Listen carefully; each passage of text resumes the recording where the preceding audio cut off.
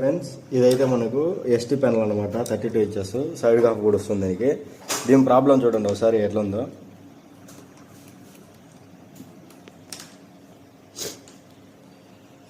దీని ప్రాబ్లం అయితే slow motion picture ఉందన్నమాట. చూడొచ్చు పిక్చర్ అనేది ఎలా ఆన్ అయిందో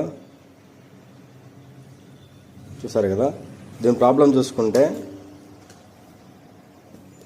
మనకు సైడ్ కాఫ్స్కి ఆల్ వోల్టేజెస్ అన్నీ కరెక్ట్గా ఉందో లేదో చెక్ చేసుకోవాలి.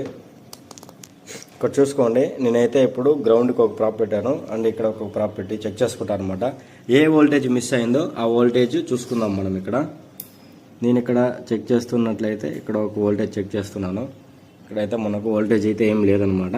ఇప్పుడైతే మనకు ఈ కాఫ్కి ఏ వోల్టేజ్లు మిస్ అయి ఉంది ఏంటి అనేసి చూసుకొని దానికి జంపర్ కొట్టి ఆఫ్టర్ పిక్చర్ ఎలా వస్తుందో చూపిస్తాను. ఫ్రెండ్స్, ఇప్పుడైతే మనము దీనికి అన్నది రెడీ చేసామన్నమాట. ఈ ప్యానల్ని చూడొచ్చు, మనమైతే ఒక జంపర్ అనేది ఇచ్చామన్నమాట. వోల్టేజ్కి మనం సైడ్ కాఫ్కి అనేది వోల్టేజ్ ఇచ్చాము, మిస్ అయిన వోల్టేజ్.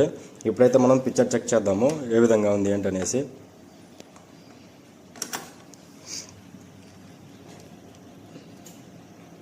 నేనైతే స్టాండ్ బై అనేది కూడా రిలీజ్ చేస్తున్నాను.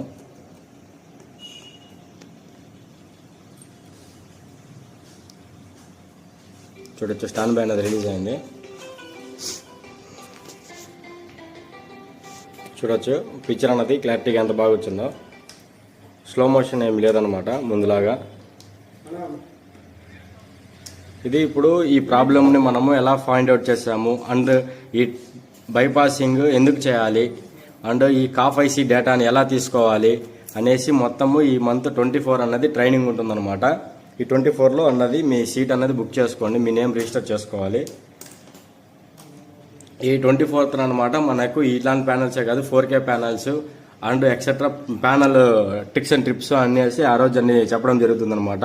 4K ప్యానల్స్ ఎలా రిజాల్వ్ చేయాలి, వాటి ప్రాబ్లమ్స్ని ఎలా సింపుల్ వేలో ఎలా ఫైండ్ అవుట్ చేయాలి ఏంటి అనేసి 24లో అన్నది ట్రైనింగ్ ఉంటుంది. అందరూ అయితే మీ నేమ్ అయితే రిజిస్టర్ చేసుకోండి. Okay, thank you.